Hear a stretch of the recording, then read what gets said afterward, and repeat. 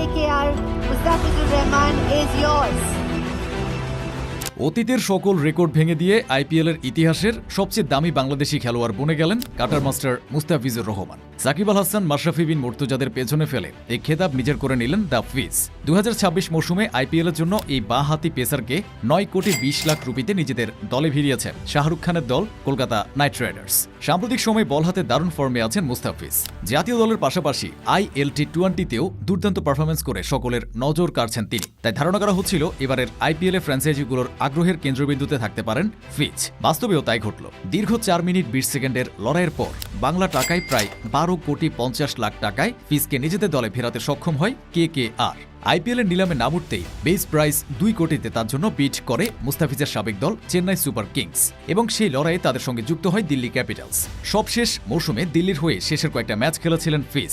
দুই দলের কেউই তাই মুস্তাফিজকে ছাড়তে চাচ্ছিল না, কিন্তু দিল্লির পকেটে 5 কোটি 20 লাখ টাকার বেশি না থাকায় অনিচ্ছা সত্ত্বেও তাদের এই লিমিটে গিয়ে থেমে যেতে হয়। চেন্নাই যখন ভাবছিল ফিজকে কেনার যুদ্ধে তারাই জিতে গেছে, তখন সবাইকে অবাক করে দিয়ে বিডিং প্রতিযোগিতায় অংশ নেয় কলকাতা নাইট রাইডার্স। এবার শুরু হয় চেন্নাই কলকাতার লড়াই। শেষমেশ 9 কোটি 20 লাখ রুপিতে KKR-এর পেস বোলিং ব্যাটারিতে যুক্ত হন টি-20তে বাংলাদেশের হয়ে সর্বোচ্চ উইকেট শিকারী এই বোলার। তবে এখন প্রশ্ন, আইপিএল চলাকালীন সময় তো বাংলাদেশের সঙ্গে নিউজিল্যান্ডের দ্বিপাক্ষিক সিরিজ চলবে, তবে কি পুরো আইপিএলের জন্য এনওসি পাবেন মুস্তাফিজ? যদি এনওসি পেয়ে যান তবে কি সব ম্যাচে খেলতে পারবেন এই বোলার? 9 কোটির মুস্তাফিজকে অবশ্য পূর্ণ এনওসি দেওয়ার পক্ষে আছে বোর্ড। আর এমনটা জানিয়েছেন বিসিবির দায়িত্বশীল এবং সাবেক অধিনায়ক শাহরিয়ার নাফিস। পূর্ণ এনওসি পেলেও সবগুলো ম্যাচ খেলার সুযোগ পাবেন কি মুস্তাফিজ? KKR দলে পেসার হিসেবে মুস্তাফিজের সঙ্গে রয়েছেন পাথি রানা, বৈভব অরোরা, হর্ষিত রানা, উমরান মালিক, আকাশদীপ এবং কার্তিক ত্যাগী। এর মধ্যে অরোরা এবং হর্ষিত রানার দলে জায়গা পাওয়া এক প্রকার নিশ্চিত। আর তৃতীয় পেসার হিসেবে মূল লড়াইটা হবে মাথিসা পাথি রানা এবং মুস্তাফিজুর রহমানের মধ্যে। তবে স্বস্তির বিষয় হলো কলকাতা নাইট রাইডার্স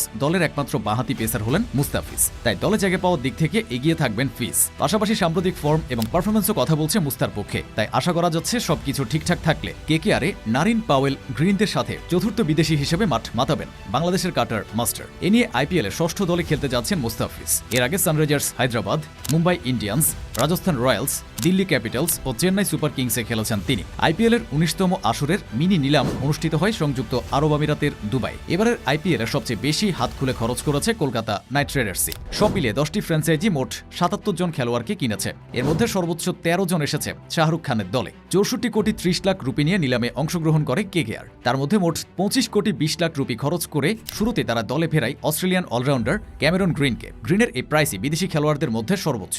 এছাড়াও শ্রীলঙ্কান পেসার মাথিসা পাথি রানাকে 18 কোটি রুপির বিনিময়ে নিজেদের ডেরায় ভিড়িয়েছে শাহরুখ খানের দল। এছাড়াও Rachin Ravindra, Akashdeep, Finn Allen, Tim শেফার্টরাও মাঠ মাতাবেন মুস্তাফিজের সঙ্গে। সব মিলিয়ে 25 জনের এই দল গড়তে কলকাতার মোট খরচ হয়েছে 124 কোটি 55 লাখ রুপি। খেলার সব হাইলাইট, এক্সক্লুসিভ বিশ্লেষণ আর লাইভ আপডেট পেতে চান তাহলে এখনই সাবস্ক্রাইব করুন স্পোর্টস বাংলা, আপনার স্পোর্টসের একমাত্র ঠিকানা। বেল আইকনটি চাপুন যাতে কোনো আপডেট মিস না হয়। স্পোর্টস বাংলা, খেলার উত্তেজনা আপনার ভাষায় আপনার কাছে।